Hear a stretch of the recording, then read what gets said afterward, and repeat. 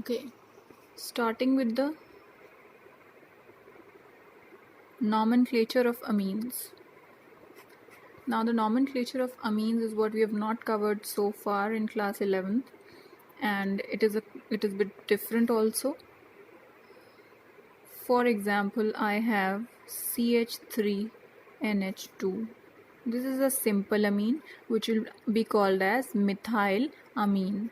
The methyl thing stands for this particular group and amine stands for this. So it will be called as methyl amine. Another way of writing the name of this compound is methanamine. Similarly, if you have CH3CH2NH2, remember there is always a lone pair of electrons on every nitrogen atom in every amine. This will be called as ethyl amine or ethanamine.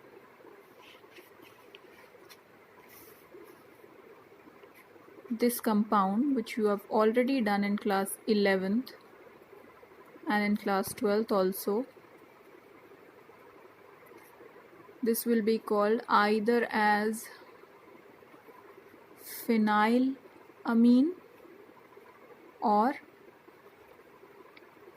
aniline, which we have done, the name that we have done. Okay, now a different kind of naming starts here. CH2, CH2, NH2 and NH2. Now you have two amino groups in this particular compound. So the first step will be numbering the carbon chain. You can either start numbering from here or you can start numbering from here. Now we can see that the amino functional group is present on the first as well as on the second position. So how I am going to name this particular compound is ethane. Ethane stands for 2 carbon atoms, 1,2 diamine. Ethane 1,2 diamine. Similarly, if I have NH2, CH2, CH2, CH2, CH2, CH2, CH2, that means you have 6 CH2 groups here and another NH2. So we can start the numbering either from the left or from the right. If I am starting from the left, I have 1, 2, 3, 4, 5 and 6. So on the first and the sixth position, I am having the amino group. So I will call this particular amine as hexane 1,6 diamine. Fine. Another common name of this particular compound is hexamethylene diamine. This is a common name. Methylene refers to CH2. A CH2 group is called as a methylene group. So because there are 6 such groups, we call it as hexamethylene diamine. Another kind of naming starts here. For example, I have CH3. For example, I have this compound. So how am I going to name this particular compound where I am having 3 carbon chains attached to one single nitrogen atom? My first step will be to figure out what is the longest chain. First of all, I have to find out out of these 3 carbon chains which is the longest chain. Now we can see the length of all the 3 chains is same. So let me consider one of them, for example, this as the main chain, right?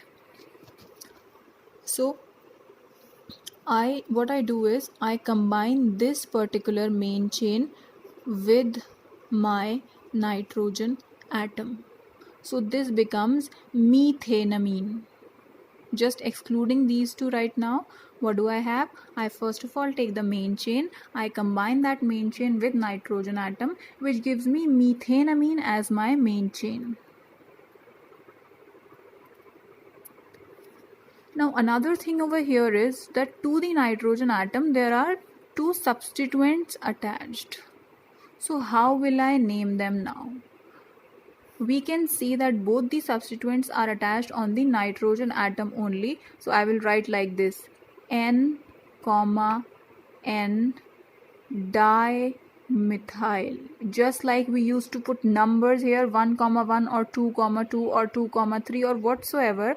Over here we cannot do that because we can see that both the substituents are attached on the nitrogen atom only. So what I write? N, N. That means there are two substituents and both are methyl substituents on the nitrogen atom only. I write N, N dimethyl methanamine. Here comes the name of my main chain. Similarly, if you have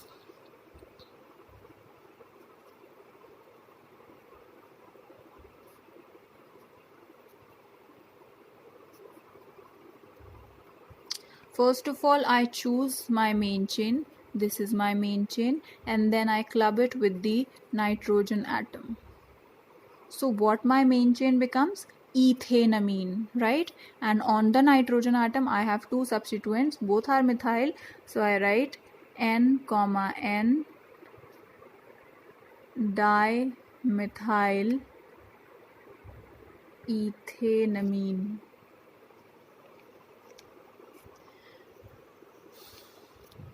Taking another example, for example, I have CH3, CH2, N, CH3, CH2, CH2, CH3.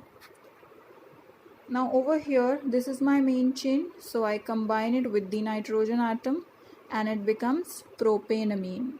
Now on the nitrogen atom, I have two substituents and this time both my substituents are different. So alphabetically, first comes ethyl and then comes methyl. So how will I write? N ethyl, N methyl propanamine.